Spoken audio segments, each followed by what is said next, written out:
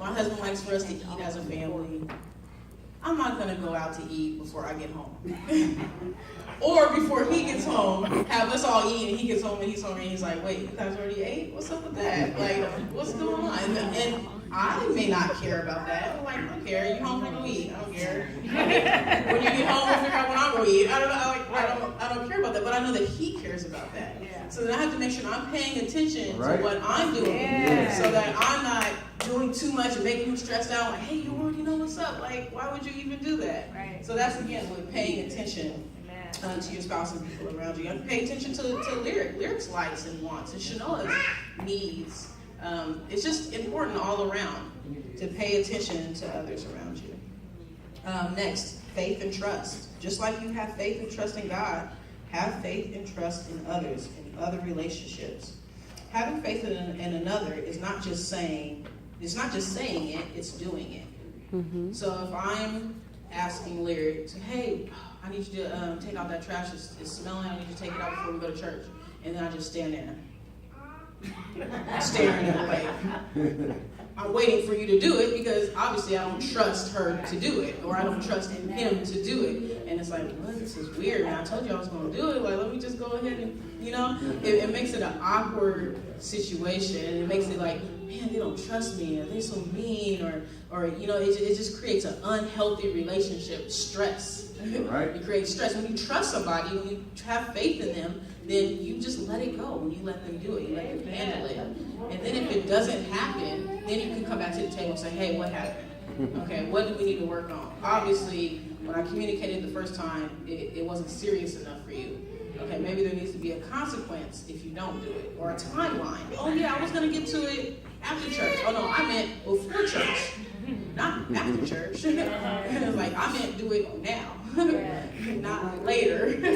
So sometimes it's a communication issue. So after you do it a few times, you say it a few times, and so our communication is off. But let's work on this. So give people the benefit of the doubt, and show your faith and your trust in others. Don't just say I trust you and then micromanage every little thing that they do. Yeah. That creates an unhealthy relationship. It does. So we talked about prayer, faith, trust. Now let's go into showing the actions of love and not just the emotions. 1 Corinthians 13:1. We already said that, speak in tongues. Mark 12:31, love your neighbor as yourself. Hebrews 10:24. And let us consider how we may spur one another on toward love and good deeds. Verse 25. Not giving up meeting together, as some are in the habit of doing, but encouraging one another, and all the more as you see the day approaching. So basically, like church and family time, like value meeting with others, value that time with each other. Sometimes people may invite you to things, and I know you're busy, but every once in a while show up. Yeah.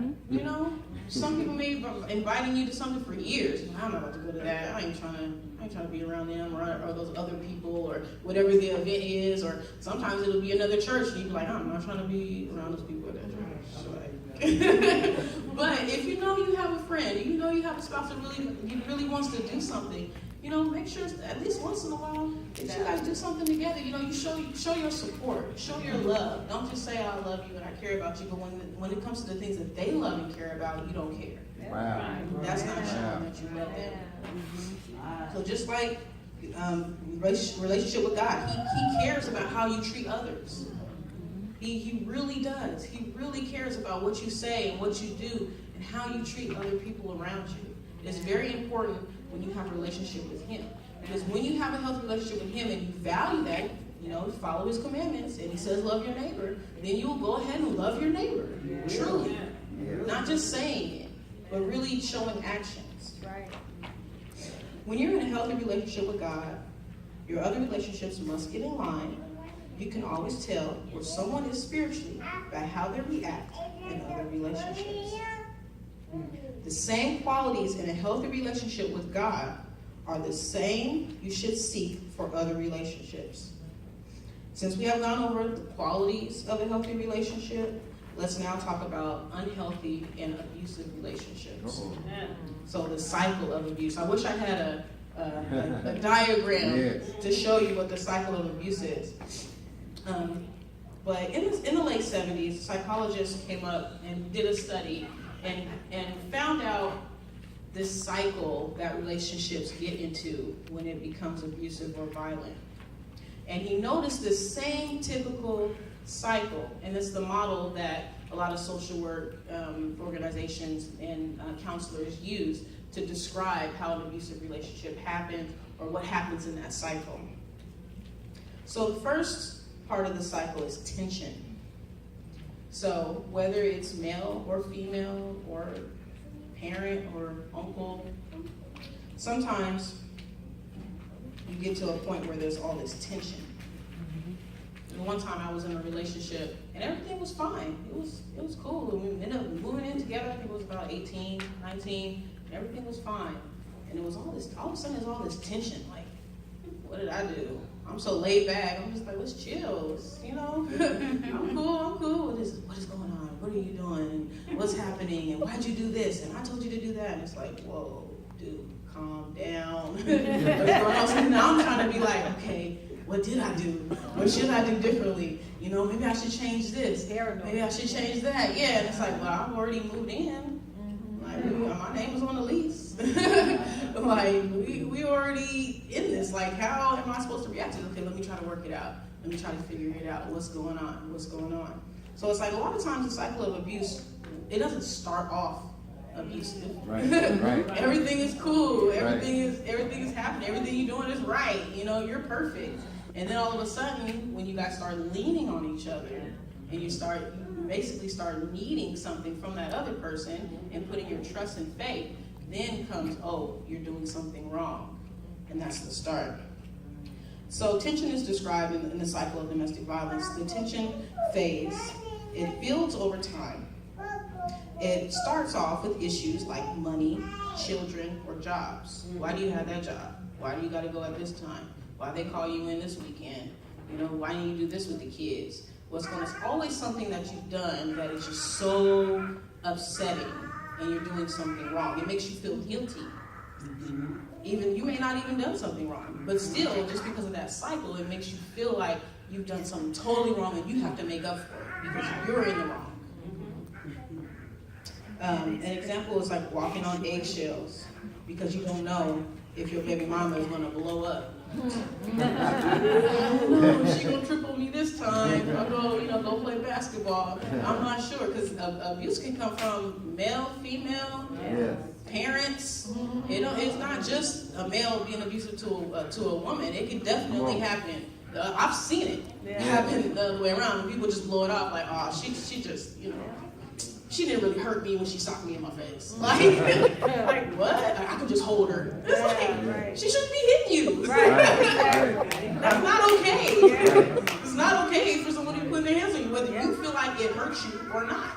Whether you feel like, because I'm a man, then that doesn't mean I'm not a victim. You are a victim. Newsflash. You are a victim. How can you be yourself or share your thoughts or engage in a healthy conversation when you're always in the wrong? Like, how can I share, like, oh man, one day I really want to own a restaurant. You can't do that. Come on. You can't even take care of the kids. You can't even how are you supposed to be you're supposed to be healthy and be able to share and trust someone when they're always putting you down. That doesn't work. That's not healthy. Not at all. So that's tension. So the next step is violence. Violence could be, this one time someone slashed my tires. That's violence in my eyes. Real. Like, whoa. Cycle. Yes, cycle.